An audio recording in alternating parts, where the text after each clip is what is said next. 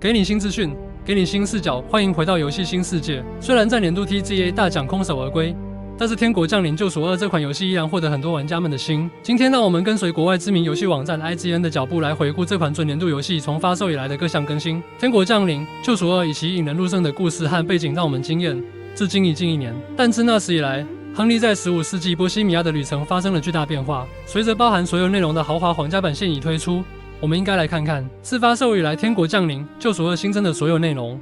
原本我只预期会有1-2个更新，但对于像《天国降临：救赎2》这样丰富且庞大的 RPG 来说，官方已经修复了一大串的 bug、任务错误、平衡性与其他问题。所以我们想强调这些补丁中引入的一些主要生活品质改动。最初这只是一个 Nexus 猫之上的模组，战马工作室 Warhol Studios 实装了他们自己版本的热门功能，让 UI 更具适应性。这也终于让无法下载模组的主机玩家有了这个选项。这种自适应 UI 让玩家能够隐藏不相关的 HUD 元素，创造更沉浸的体验。伴随自适应 UI 而来的是改进的拍照模式。发售时的拍照模式非常阳春，虽然允许玩家拍摄这个惊人世界，但没有真正的修图选项。改进后的拍照模式增加了配置选项，包括日期和时间设定、景深和旋转效果等精确控制。这是一个受欢迎的新增功能，让玩家能以个人风格捕捉波西米亚之美。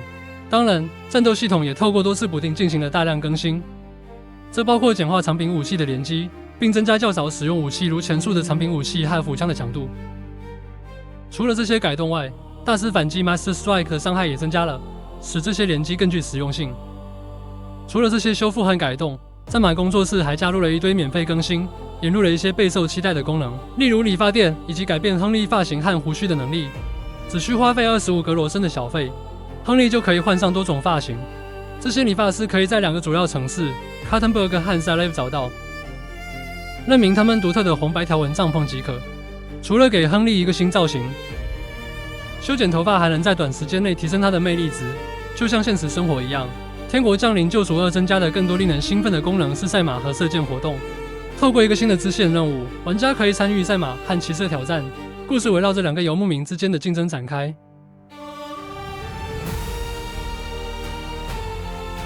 这2项活动也都有各自的难度设定，可以根据需要进行修改。说到难度，虽然《天国降临：救赎2》发售时没有难度选项，但开发者引入了新的硬核模式，以更具攻击性的敌人和受限的 UI 挑战玩家。这创造了更真实的体验，没有快速旅行或地图标记，代表玩家需要依赖地标和对游戏世界的了解。如果这还不够挑战，新模式还引入了一堆永久性的负面特征，玩家必须在旅程开始时选择。这些包括像害羞这样的修饰符，会让亨利变得害羞，限制对话选项，并减少口才技能的经验值获取。这将伴随整个游戏过程。但战马工作室并未止步于此，他们还透过3个付费 DLC 扩展了亨利的故事。首先是与死神擦肩而过 Versus with Death， 这是一个新的任务线，亨利将帮助与未被说话骷髅纠缠的古怪艺术家。玩家将穿越托斯基、Trotsky 和库特纳霍拉，收集材料，解开艺术家的过去，帮助他完成他的杰作。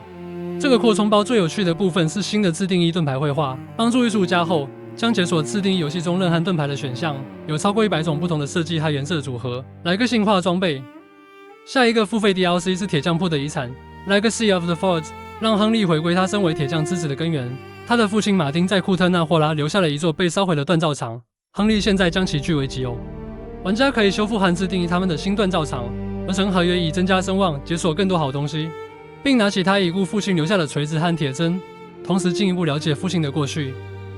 甚至可以雇佣员工来帮助打造新的独特武器和盔甲套装。最后一个扩充包是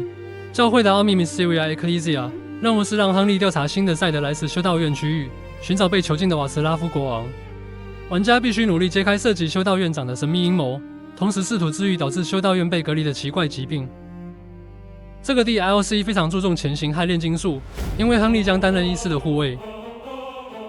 总体而言，光是这3个扩充包就为《天国降临：救赎2》增加了超过30小时的内容，这还没算上沿途增加的免费更新和其他功能。以上就是关于《天国降临：救赎2》自发售以来所有新增内容的介绍。随游戏有更多大型扩充计划，且皇家版现已推出，现在正是玩家穿上亨利的盔甲，体验这款史上最雄心勃勃的 RPG 之一的最佳时机。如果你喜欢这支影片，或是希望看到更多游戏相关的情报或产业解析，请记得一定要订阅游戏新世界，别忘了按赞、分享、开启小铃铛，都是我们做影片的动力。我们下部影片见。